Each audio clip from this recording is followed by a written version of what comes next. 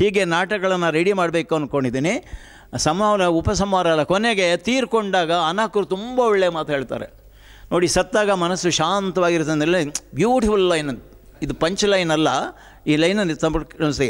ನಿಮ್ಮ ಸತ್ತವನ ಸಂತಾಪ ನಾಟಕದ ಈ ಸಾಲುಗಳಂತೆ ಸಫರಿಂಗ್ ಅನ್ನೋದು ಸರ್ವತ್ರ. ಸಫರಿಂಗ್ ಇಲ್ಲದೆ ಇರೋನು, ಸತ್ತಿರೋನು ಬದುಕದೇ ಇರೋನು ಇಬ್ಬರಿಗೆ ಮಾತ್ರ ಸಮಸ್ಯೆ ಇರೋಲ್ಲ ಅಂತ ವ್ಯಾಖ್ಯೆ ಅದು. ಸರ್ವತ್ರ ಸತ್ತ ಮೇಲೆ ಅವುಗಳಿಂದ ವಿಮೋಚನೆ. ಹಾಗೆಯೇ ಸತ್ತ ಮೇಲೆ ನಗ್ತಿರಬೇಕು ನನ್ನ ಹೆಣ, ಕೈಲಾಸಂ ಹೇಳೋರಂತೆ. ಸತ್ತ ಮೇಲೆ ನಗ್ತಿರಬೇಕು ನನ್ನ ಹೆಣ ಎಂದ ನೀವು ನಗ್ತಾ ನಗ್ತಾ ನಿರ್ಗಮಿಸಿದ್ರಿ. ನಾಟಕದಿಂದ ನಿಷ್ಕ್ರಮಣ ಅಂತ ಕರೀತಾರೆ. ಕೈಲಾಸಂ ಶವ ನಗುತ್ತಲೇ ಇತ್ತು. ಮುಂದಿನ ಲೈನ್ ನೋಡಿ, ಶಾಂತಿಯಿಂದಲೋ, ಆ 3 ಲೈನು ಅನಾಕರು ಹೇಳೋದು, ಶಾಂತಿಯಿಂದಲೋ ತೃಪ್ತಿಯಿಂದಲೋ ಅಥವಾ ನಮ್ಮನ್ನು ನೋಡಿಯೋ.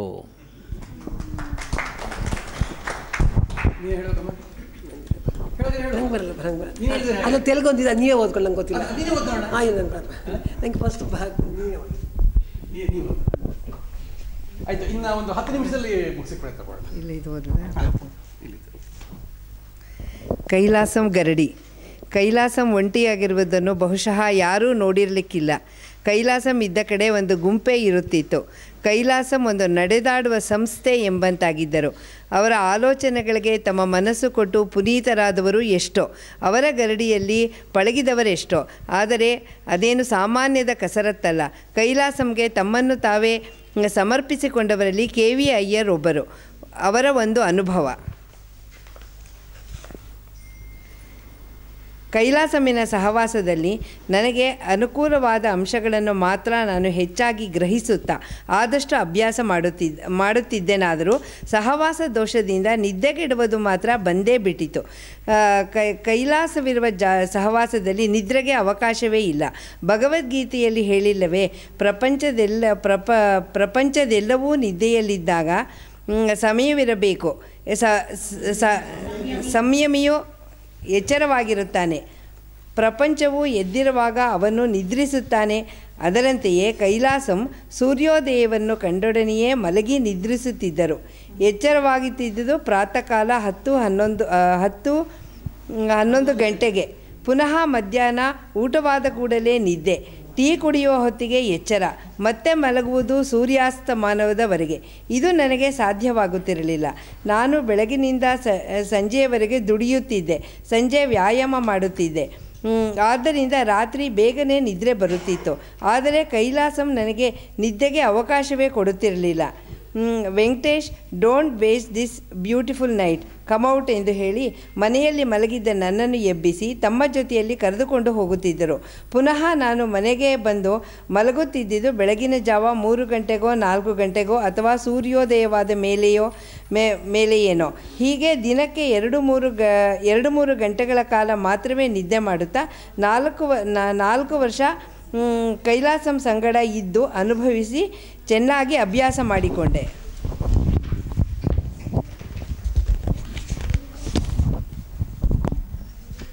ಹೀಗೆ ಓದ್ತೀನಿ.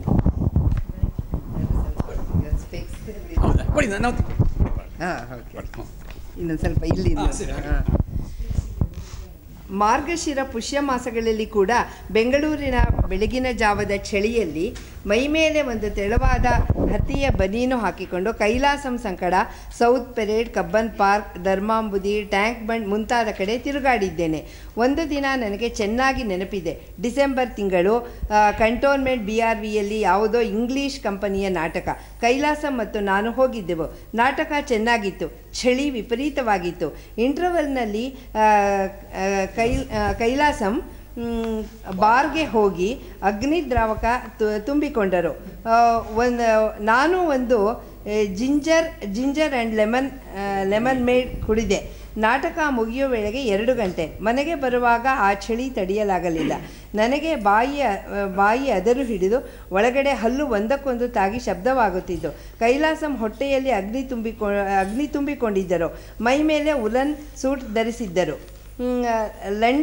ಲಂಡನ್ ಸ್ಟೇಜ್ನಲ್ಲಿ ಶೇಕ್ಸ್ಪಿಯರಿಯನ್ ಆ್ಯಕ್ಟ್ರೆಸ್ನ ಒಬ್ಬೊಬ್ಬರ ವಿಷಯವನ್ನು ಕೈಲಾಸಂ ಹೇಳುತ್ತಾ ಬಂದರು.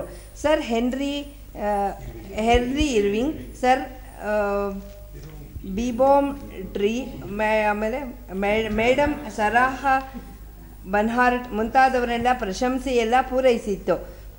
ಮ್ಯೂಸಿಯಂ ಹತ್ತಿರ ಬರುವಾಗ Venkatesh, now I will entertain you with my karma ಎಂದು ವಿತ್ ಮೈ ಕರ್ಣ ಎಂದು ಶುರು ಮಾಡಿದರು. ನನಗೋ ಚಳಿ, ಮೈ ಹೊಕ್ಕು ಕರುಳುಗಳನ್ನು ನಡಗಿಸುತ್ತಿತ್ತು. ನಡೀತಾ ಇರೋದು ಸರ್ ಎಂದೆ. No you silly boy, now I have a great idea.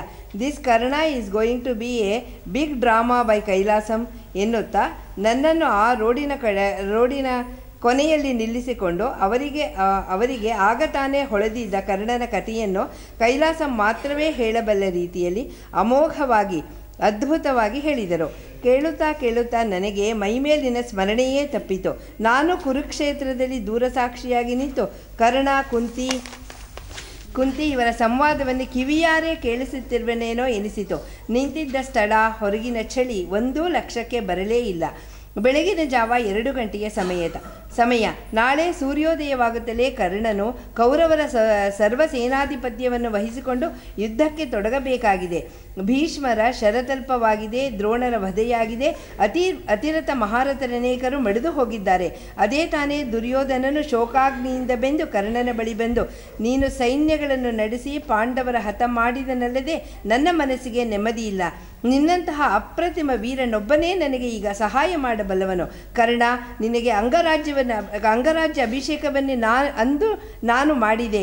ಈಗ ನೀನು ನನಗೆ ಈ ಮಕುಟಶ್ರೀಯನ್ನು ಜಯಿಸಿಕೊಡು ಎಂದು ಅಂಗಲಾಚಿ ಬೇಡುತ್ತಿದ್ದಾನೆ. ಕರ್ಣನು ಸರ್ವ ಪ್ರಯತ್ನ ಮಾಡಿ ನಿನಗೆ ಸಂತೋಷವನ್ನುಂಟು ಮಾಡುತ್ತೇನೆ ಎಂದು ಮಾತು ಕೊಟ್ಟಿದ್ದಾನೆ.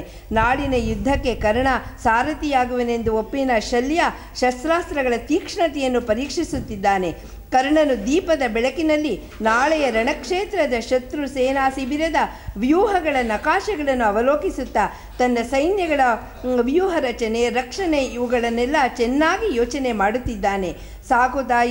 ಸಾಕುತಾಯಿಯಾದ ರಾಧೆ ಬಂದು ನೋಡಿ, ಸ್ವಲ್ಪ ಹೊತ್ತಾದರೂ ಮಲಗು ಮಗು ಎಂದು ಮಮತೆಯಿಂದ ಹೇಳಿ ಕರ್ಣನಿಗೆ ಕುಡಿಯಲು ಒಂದು ಪಾತ್ರೆಯಲ್ಲಿ ಹಾಲಿಟ್ಟು ಹೋಗಿದ್ದಾಳೆ.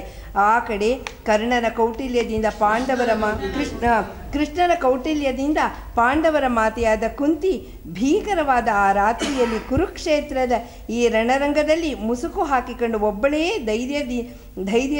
ದೈನ್ಯದಿಂದ ಸತ್ತು ಬಿದ್ದಿದ್ದ ಹೆಣಗಳ ರುಂಡ ಮುಂಡಗಳನ್ನು ತುಳಿದರೂ ಅವುಗಳ ಅಸಹ್ಯತೆಯನ್ನು ಸಹಿಸಿಕೊಂಡು ಹೆಣಗಳನ್ನು ಕಿತ್ತು ತಿನ್ನುತ್ತಿರುವ ನಾಯಿ, ನರಿ, ತೋಳ ಮುಂತಾದವುಗಳಿಗೆ ಹೆದರದೆ ನಡೆದು ಬರುತ್ತಿದ್ದಾಳೆ.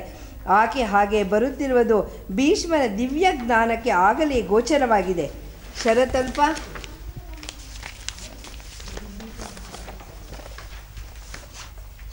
ಶರತಲ್ಪದಲ್ಲಿ ಮಲಗಿ ಉತ್ತರಾಯಣವನ್ನೇ ನಿರೀಕ್ಷಿಸುತ್ತಿರುವ ಆ ಮಹಾತ್ಮನು, ಕೃಷ್ಣ, ಇದರಲ್ಲಿ ನಿನ್ನ ಸಂಕಲ್ಪವೇನೋ ಇದೆ. ಕಾಲರೂಪನಾದ ನಿನಗೆ ನನ್ನ ನಮಸ್ಕಾರಗಳು ಎನ್ನುತ್ತಿದ್ದಾನೆ. ಶಲ್ಯ ಹೋಗುತ್ತಿರುವ ಕುಂತಿಯನ್ನು ತಡೆದು, ಯಾರು ನೀನು? ಇಷ್ಟು ಆ ವೇಳೆಯಲ್ಲಿ ಇಲ್ಲಿ ಯಾರು ಬೇಕು ನಿನಗೆ ಎಂದು ಘರ್ಜಿಸಿದ್ದಾನೆ. ಕುಂತಿ ತನ್ನ ಮುಖದ ಮುಸುಕನ್ನು ತೆಗೆದಿದ್ದಾಳೆ. ಆಕೆಗೆ ನಮಸ್ಕರಿಸಿ ಕರ್ಣನಲ್ಲಿರುವೆಗೆ ದಾರಿ ತೋರಿಸುತ್ತಾನೆ ಶಲ್ಯ. ಅಲ್ಲಿ ಕರ್ಣನ ಶಂಕೆ, ಅವನ ಕೋಪ ತಾಪ, ಅವನ ಮೂದಲಿಕೆಯ ಮಾತುಗಳು, ಕುಂತಿಯ ಕಣ್ಣೀರು, ಅವಳ ಅನ್ಯಾಯ ಯಾಚನೆ ಮಾತು ಬಹುದೂರ ಬೆಳೆಯಿತು. ನಾಳಿನ ಯುದ್ಧದಲ್ಲಿ ತಾನು ಸಾಯುವುದೇ ಲೇಸು ಎಂಬ ಕರ್ಣನ ನಿರ್ಧಾರದ ಕಡೆ ತನ್ನ ಸಾಕುತಾಯಿ ಇರಿಸಿ ಹೋಗಿದ್ದ ಹಾಲನ್ನು ತೆಗೆದುಕೊಂಡು ತನ್ನ ಹೆತ್ತ ತಾಯಿಯ ಕೈಯ ಮೇಲೆ ಧಾರೆ ಎರೆದು ಕುಂತಿ ಹೇಳಿದ್ದನ್ನು ಧಾರೆ ಎರೆದು ಕೊಡುತ್ತಾನೆ. ಆಕೆಯನ್ನು ಕಳಿಸಿದ ಮೇಲೆ ದುರ್ಯೋಧನನಿಗೆ ತಾನು ದ್ರೋಹ ಮಾಡಿದ್ದೇನೆಂದು ತಿಳಿದು ಸುಯೋಧನ, ಪರಮಮಿತ್ರ, ಹೆಂಗಸೊಬ್ಬಳ ಚಾಪಲ್ಯಕ್ಕಾಗಿ ನಾನು ನಿನ್ನ ತಲೆಯನ್ನು ಬಲಿಕೊಟ್ಟೆ, ಅಯ್ಯೋ ನಾನೇ ನಿನ್ನನ್ನು ನಾನೇ ಕೊಂದೆ ಎಂದು ಬಹುವಾಗಿ ಪ್ರಲಾಪಿಸುತ್ತಾನೆ. ಕೈಲಾಸಂ ಈ ವಿವರಣೆಗಳನ್ನೆಲ್ಲ ಅವರದೇ ಆದ ರೀತಿಯಲ್ಲಿ ಅವರದೇ ಆದ ಮಾತಿನ ಆಡಂಬರದಲ್ಲಿ ಹೇಳುವಾಗ ನನಗೆ ಮೈಯ ಮೇಲೆ ಸ್ಮರಣೆಯೇ ತಪ್ಪಿ ಹೋಯಿತು. ಶೈತ್ಯದಿಂದ ಗಡ್ಡೆ ಕಟ್ಟುವ ಹಾಗಿದ್ದ ನನ್ನ ಮೈಯ ರಕ್ತ ಆಗ ಕುದಿಯಲಾರಂಭಿಸಿತು. ಆ ಘಳಿಗೆಯಲ್ಲಿಯೂ ನಾನು ಬೆವೆತು ಹೋದೆ. ಮನೆಗೆ ಬಂದು ಮಲಗಿದೆ. ನಿದ್ರೆ ಬರಲಿಲ್ಲ. ಅನೇಕ ದಿನ ಕಳೆದು ಹೋದರೂ ಆ ದಿನ ಕೈಲಾಸಂ ವಿವರಿಸಿದ ಆ ಕರುಣೆಯ ಕಥೆಯನ್ನು ಎಂದೆಂದಿಗೂ ಮರೆಯದಂತಾಯಿತು. ಇದು ಬೇರೆ ಕತೆ, ಕಂಪೇರ್ ಮಾಡಿಬಿಟ್ಟಿದ್ದೇನೆ. ಕೈಲಾಸಂ ಅವರ ಕೃತಿಗಳನ್ನು ಹೀಗೆ ಬರೆಯುವ ಭಾಗ್ಯ ನನ್ನ ಪಾಲಿಗೆ ಒದಗಿತು. ಅವರು ಹೇಳುವ ಹಾಗೆ ಕನ್ನಡವನ್ನು ಅವರಿಗೆ ಒಪ್ಪಿಗೆಯಾಗುವಂತ ಹಾಗೆ ಬರೆಯುವ ಜನರು ಕೆಲವರು ಮಾತ್ರವೇ ಇದ್ದರು. ಅವರಲ್ಲಿ ನಾನು ಒಬ್ಬ ಎಂದು ನನಗೊಂದು ತೃಪ್ತಿ. ಕೈಲಾಸಂ ಸ್ವತಃ ಬರಹದಿಂದ ಬರೆದಿದ್ದು ಇಲ್ಲವೇ ಇಲ್ಲ ಎನ್ನಬಹುದು. ಅವರು ಹೇಳಿ ಬರೆಯಿಸಿದ ನಾಟಕಗಳೇ ಹೆಚ್ಚು. ಬಿ ಎಸ್ ರಾಮರಾವ್ ಬರ್ಕೊಂಡಿದ್ದಾರೆ, ಕೆ ವಿ ಎರ್ ಬರ್ಕೊಂಡಿದ್ದಾರೆ, ಜಿ ಪಿ ರತ್ನಂ ಒಂದು ಬರ್ಕೊಂಡಿದ್ದಾರೆ, ಕವಿತೆ ಮಾತ್ರ ಬರ್ಕೊಂಡಿದ್ದಾರೆ, ಸೇತುರಾಮ್ ಅವ್ರು ಬರ್ಕೊಂಡಿದ್ದಾರೆ.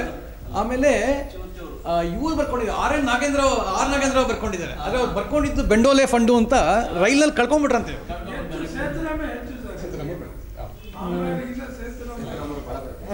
ಕೈಲಾಸಂ ಹೊಸದಾಗಿ ಹೇಳಿ ಬರೆಯಿಸುವ ರಾತ್ರಿ ಊಟ ಮಾಡುತ್ತಿರಲಿಲ್ಲ. ಸಂಜೆಗೆ ಕಾಫಿ, ಏನಾದರೂ ಉಪಹಾರ ಅಷ್ಟೇ. ರಾತ್ರಿ 8-9 ಗಂಟೆಗೆ ತಣ್ಣೀರು ಸ್ನಾನ, ಪುನಃ ಒಂದು ಕಾಫಿ. ಬಂದ ಸ್ನೇಹಿತರೊಡನೆ ಮಾತಾಡಿ ಅವರನ್ನು ನಗಿಸಿ ಅವರನ್ನು ಮನೆಗೆ ಕಳುಹಿಸುವುದು. ರಾತ್ರಿ 9 10 ಆಗ ನನಗೆ ಹೇಳಿ ಕಳುಹಿಸುವರು. ನನಗೋ ಹಗಲೆಲ್ಲ ಎತ್ತಿನಂತೆ ದುಡಿದು ಸಂಜೆ ಹುಡುಗರಿಗೆ ವ್ಯಾಯಾಮ ಮಾಡಿಸಿ ನಾನು ಅವರೊಡನೆ ಮಾಡಿ ಮನೆಗೆ ಬಂದು ಸ್ನಾನ ಮಾಡಿದರೆ ಹೊಟ್ಟೆಯಲ್ಲಿಯೇ ಬೆಂಕಿ ಬಿದ್ದ ಹಾಗೆ ಇರುತ್ತಿತ್ತು ಹಸಿವು. ಊಟ ಮಾಡಿದರೆ ಒಡನೆಯೇ ನಿದ್ದೆ ಬಂದು ಬಿಡುತ್ತಿತ್ತು. ಕೈಲಾಸಂ ಬಳಿ ಅವರ ನೂಕ್ನಲ್ಲಿ ಗಾಳಿಯೇ ಇಲ್ಲದ ಕಡೆ ಸಿಗರೇಟಿನ ಹೊಗೆಯನ್ನು ಆಸ್ವಾದಿಸುತ್ತಾ ನಾನು ಸಿಗರೇಟು ಕುಡಿಯವನಲ್ಲದಾದರೂ ನಿದ್ರೆಯನ್ನು ಅತಿ ಶ್ರಮದಿಂದ ನಿರೋಧಿಸಿ ಕೈಲಾಸಂ ಹೇಳಿದ್ದನ್ನು ಬರೆದು ಒಪ್ಪಿಸುತ್ತಿದ್ದೆ. ಎಷ್ಟು ಕಾಫಿ ಕುಡಿದರೇನೋ, ಕಣ್ಣಿಗೆ ಎಷ್ಟು ತಣ್ಣೀರು ಎರಚಿಕೊಂಡು ಎಷ್ಟು ಚಿವಿಟಿಕೊಂಡರೇನೋ, ಹೊರಗೆ ಬಂದು ರಾತ್ರಿ ತಣ್ಣನೆಯ ಗಾಳಿಯಲ್ಲಿ ಕಾಂಪೌಂಡ್ ಎಲ್ಲವೂ ಜೂಜಿನ ಕುದುರೆಯಂತೆ ಓಡಿದರೇನೋ.